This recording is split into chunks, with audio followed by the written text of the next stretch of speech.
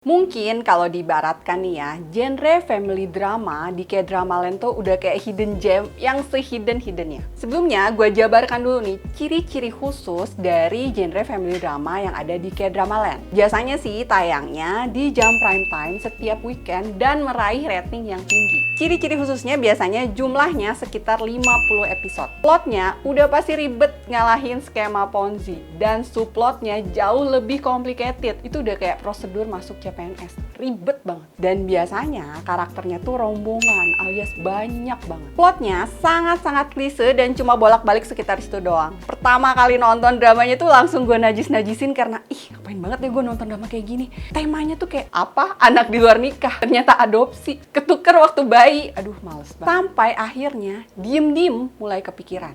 Dan kepikiran. Terus aja kepikiran. Akhirnya ditonton sampai tamat 50 episode dengan penuh pengabdian. Itu dramanya memang nagih sih. Padahal itu kan seleranya kayak selera Ajuma banget gitu ya. Oh iya ya kan gue Ajuma juga. Jadi apa aja nih rekomendasi drakor genre family ala sinetron yang bikin kita nagih sampai nggak bisa berhenti nonton?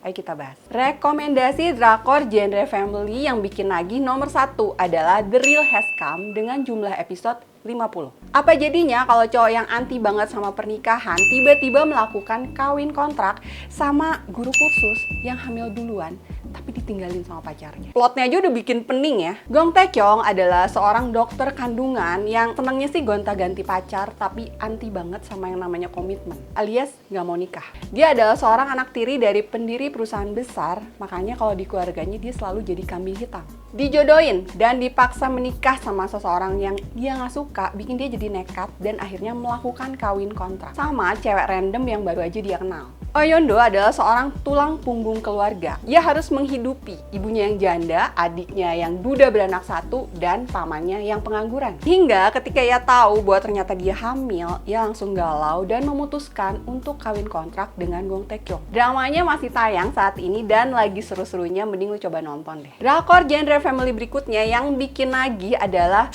Young Lady and the Gentleman, tayang sampai 52 episode. Plotnya sih simple ya, mengisahkan tentang duda beranak 3 di usia 40-an yang jatuh cinta sama pengasuh anaknya. Tapi tentu saja dibumbui dengan konflik yang ribet dan bikin lo stres sampai pengen jodotin pala ke pintu kamar mandi. Lee Yong-guk adalah presiden direktur perusahaan yang kolot banget. Ia hidup dengan kebencian karena ia harus tinggal dengan ibu tiri yang dulunya adalah selingkuhan ayahnya. Sedangkan Park Dan-dan adalah seorang guru private yang mengajar di rumah Yong-guk dan diam-diam jatuh cinta. Jadi udah lengkap nih ya, ada cinta beda kasta antara cebol dan jelata, ada cinta beda usia, jadi selisihnya sekitar 14 tahun, dan satu lagi cinta beda status antara single dan duda beranak 3. Sinetron banget kan? Biar makin seru dan makin sinetron, subplotnya parah banget. Mulai dari ibu Dandan yang meninggalkan Dandan sejak kecil, terus dia kecelakaan dan operasi plastik sehingga wajahnya nggak bisa dikenali. Terus Yong-guk tiba-tiba dia naik gunung, terus amnesia. Terus pas amnesia, tiba-tiba aja pengurus rumah tangganya ngaku bahwa dia hamil dan minta dikawin oleh Yong-guk. Terus ibunya tiba-tiba kena kanker dan harus dioperasi. Walaupun pening dan bikin kepala pusing, tapi dramanya tetap gue tonton dengan penuh pengabdian 52 episode. Drakor genre family berikutnya yang bikin lo nagih adalah My Father is Strange, tayang hingga 52 episode. Drama ini mengisahkan tentang aktor mantan idol bernama An Jung Hee yang sedang mencari ayah kandungnya, yang ternyata ayah dari manajernya sendiri, yaitu Miyong. Ia shock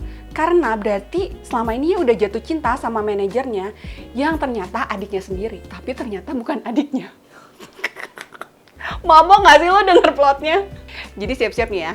Panadol mana siapin ya. Gue mau spoiler, lo kalau gak suka skip ya. Spoiler nih, spoiler. Jadi ternyata ayah An Jung Hee sahabatan sama ayah Miyong waktu zaman muda dulu dan mereka bertukar identitas, tukeran paspor gitu waktu mereka ke Kanada. Kemudian ayah Jung Hee meninggal, sedangkan ayah Miyong dituduh ngebunuh orang. Supaya nggak buron, ia pakai identitas ayahnya Jung Hee selama 30 tahun.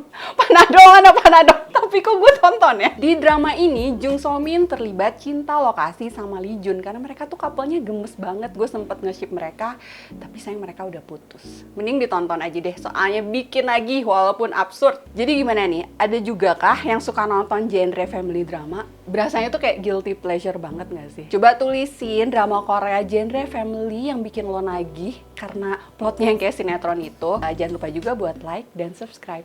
Annyeong!